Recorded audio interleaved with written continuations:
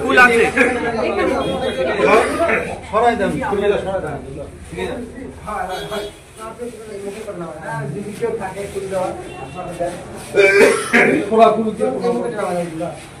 আমাদের পঞ্চায়েতের গ্রাম পঞ্চায়েত যখন প্রথম চালু হয়, প্রথম প্রধান ছিলেন আমাদের বিধায়ক চন্দ্র বসাক।